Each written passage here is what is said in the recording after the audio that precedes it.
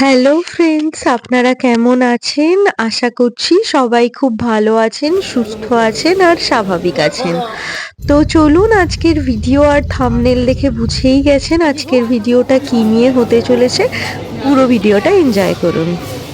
আজকের দিনটা হলো 28শে ডিসেম্বর 2024। দেখতে দেখতে গুটি গুটি পায়ে একটা বছর শেষ হয়ে যাওয়ার পালা চলে এসেছে। আজকে অনেক ভোর ভোর আমরা সদল বলে বেরিয়ে পড়েছি গাড়ি নিয়ে। এখন আমাদের গন্তব্য কলকাতা স্টেশন। আসলে আমাদের বাড়ি থেকে কলকাতা স্টেশন যাওয়ার ডিরেক্ট কোনো ট্রেন লাইন নেই, তাই অগত্যা গাড়ি ভাড়া করতে হয়েছে আর কি। তো সময় মতো গাড়িও সকালবেলায় চলে এসেছে, আর যেহেতু গাড়ি ছিল তাই কলকাতা স্টেশনে পৌঁছাতে বেশিক্ষণ টাইম লাগেনি। আর ওই দেখুন, আমাদের ট্রেন দিয়ে দিয়েছে, কলকাতা হলদিবাড়ি এক্সপ্রেস। এখন দিয়েছে 4 নাম্বার প্ল্যাটফর্মে, তাই এখন 4 নাম্বার প্ল্যাটফর্মের দিকে যাওয়ার জন্যই রওনা হয়ে গেছি। আর বেরিয়ে দেখছি চারিদিকটা কেমন ভেজা ভেজা, হয়তো বৃষ্টি হয়েছে বা স্টেশন ধুয়েছে, দুটোর মধ্যে কোনো একটা হবে হয়তো। আর ওই দেখুন আমার শ্বশুর মশাই সবার আগে আগে যাচ্ছেন। ট্রেনে আমাদের কত কোচ নাম্বার পড়েছে সেটাই খুঁজতে আর কি যাচ্ছেন, আর আমরাও তাকে ফলো করে পিছু পিছু এগোচ্ছি।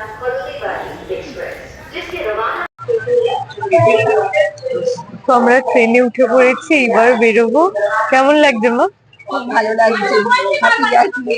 হ্যাপি যায় বাবা, কেমন লাগছে? খুব ভালো লাগছে। তো এখন আমরা কলকাতা স্টেশনে আছি। কলকাতা স্টেশন থেকে ট্রেন ছাড়বে 9টা 5-এ। তো আমরা কলকাতা হলদিবাড়ি এক্সপ্রেসে উঠেছি। তো ট্রেনটা ছাড়লে দেখা হচ্ছে। তো এটা হচ্ছিল আমাদের ট্রেন, এটা হচ্ছিল সিটিং পুরো।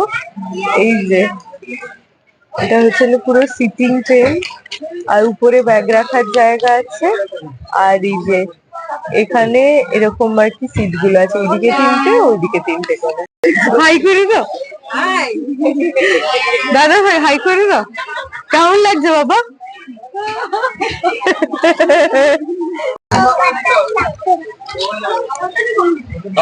তো এই যে আমাদের প্যাটিস, সকালের ব্রেকফাস্ট চলে এসেছে।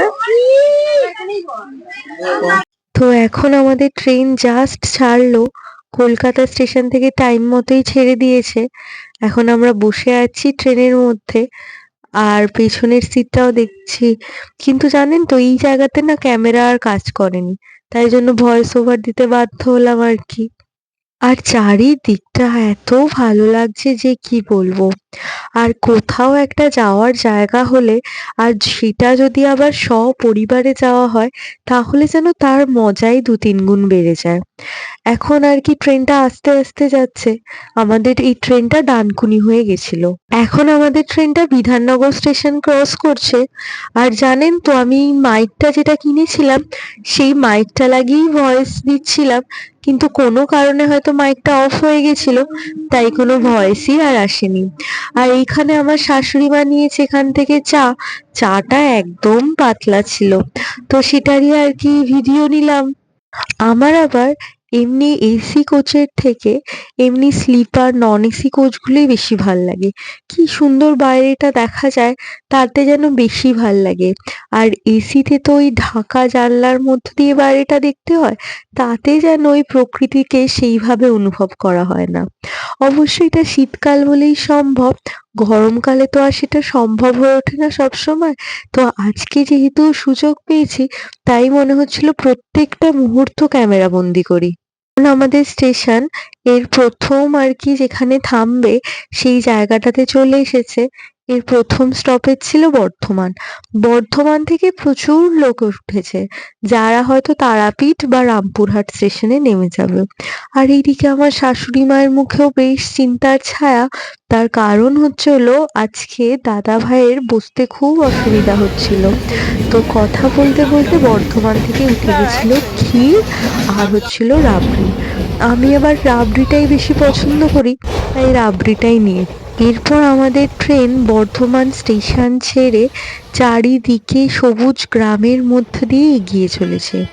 এরপরে এই ট্রেনটা দাঁড়াবে হলো বোলপুর শান্তিনিকেতনে। তো আর যখন বোলপুর ঢোকার আগে আগে চারিদিকটা যেন গ্রাম সবুজে ভরে উঠছে, আর এত অপূর্ব সুন্দর লাগছিল না, কি বলবো। আমরা তো শহরের ইটকাঠ পাথরের মধ্যে থেকে অভ্যাস হয়ে গেছে, তাই একটু বেশি সবুজ দেখলে যেন মনটা আপনাতেই খুশি হয়ে ওঠে। আর তার ওপর যদি হয় সপরিবারে, যেখানে কিনা মা বাবা হাজবেন্ড সবাইকে একসাথে নিয়ে ঘুরতে যাওয়ার আয়োজন থাকে, তাহলে তো কথাই হয় না। এখানে তো শ্বশুর শাশুড়ি ভাসুর সবাই মিলে যাওয়া, তার আনন্দই আলাদা। তো আমাদের ট্রেন এখন রামপুরহাট এসে দাঁড়ালো। আমরা এরপরে বীরভূম ডিস্ট্রিক্ট ছেড়ে আমরা এখন ঝাড়খণ্ড ডিস্ট্রিক্টে চলে যাব। এরপরে যেখানে দাঁড়াবে তার নাম হলো পাকুড়, স্টেশনটার নাম। তো এখন ঘড়িতে প্রায় 12:30 মতো বাজে, আর আমরা কলকাতা স্টেশন ছেড়েছি 9টা, প্রায় 3.5 ঘন্টায় রামপুরহাট পৌঁছে দিয়েছে। ভালোই স্পিডে যাচ্ছে ট্রেনটা, ভালোই এমনিতে। তো চলুন একবার স্টেশনটা দেখ। আর এই যে রামপুরহাট স্টেশন, প্রচুর লোক বসে আছে। আপনারা হয়তো সবাই জানবেনই, এখান থেকে তারাপীঠ যাওয়ার ট্রেনগুলো ছাড়ে, মানে তারাপীঠের অটো বা তারাপীঠ যাওয়ার সমস্ত শাটেল গুলো থাকে, সেগুলো এখান থেকেই ছাড়ে আর কি। আর এই যে স্টেশনটা, এরপরে ট্রেনে আমরা নিয়েছিলাম এই ছোলা মাখাটা কিনেছিলাম। আর এইটাও কিন্তু খেতে বেশ ভালো ছিল।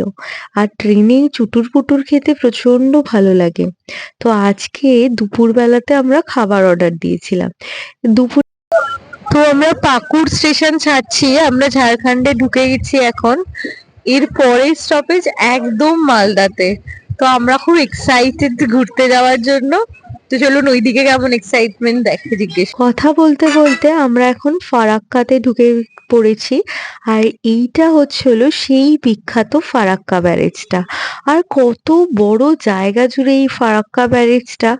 আসলে এর আগে হয়তো নর্থ বেঙ্গল আসা হয়েছে, কিন্তু বেশিরভাগ সময় ফারাক্কা ব্যারেজ যখন ক্রস করতো তখন সেটা হতো রাত্রেবেলা বা সন্ধেবেলায়, তাই অন্ধকারে আর দেখা হয়ে ওঠেনি।